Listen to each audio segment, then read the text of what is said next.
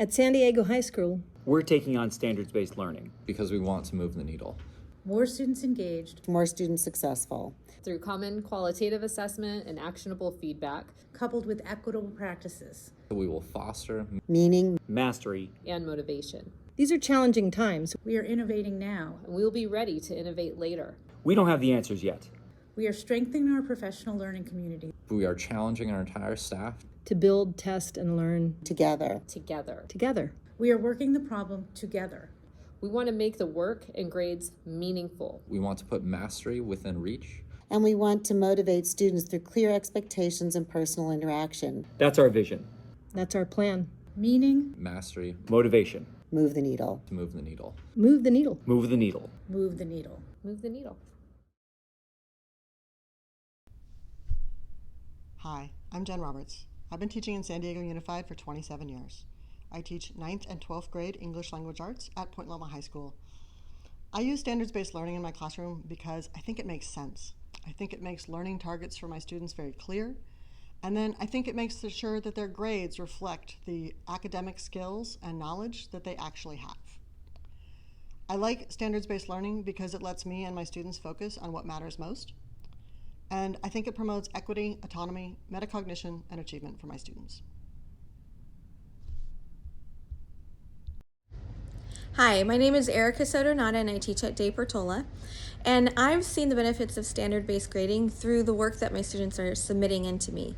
It's at higher quality than it was before, and I really do believe that that's because they know exactly what standard or critical concept that I'm addressing. I push that out to them in the rubrics that I push out, and they know exactly what it takes, what I'm looking for in order to score that Proficient 3 or Advanced 4.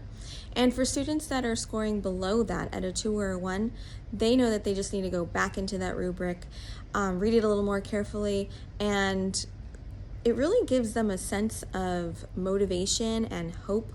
The fact that I'm offering revisions because they know that they're in charge of their grade. I don't hear things like, oh, Ms. Soto gave me this grade. They know that they're taking ownership and accountability. The other thing that I really love is that it's taken a lot of stress off my plate, because I used to feel like I had to address, the punctuation errors, the grammar errors, the capitalization errors that they're making when they're writing on their essays. And now I see that, I have this critical concept. That's my lens. I'm going to be addressing those errors that they're making. They will be revising that, but what I'm grading them on is that critical concept. Hello, Larissa Murray here from Mira Mesa High School. What I have grown to really appreciate about standards-based grading and learning is how accurate my grades are now, and also how they represent my core values as an educator.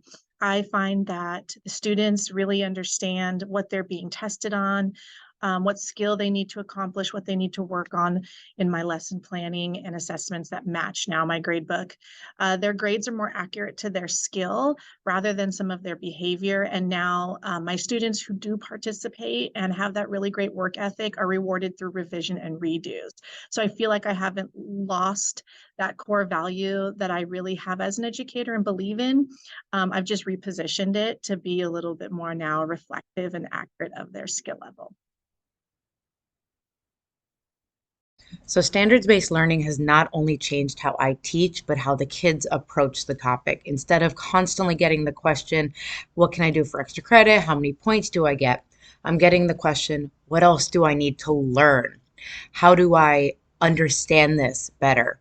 And as well, the students know exactly what they need to do to get a 1, 2, 3, or 4. When they attempt a question, they're not scared of losing points for getting the wrong answer. They're more interested in, can I get this topic right? And are more willing to take risks with standards-based learning.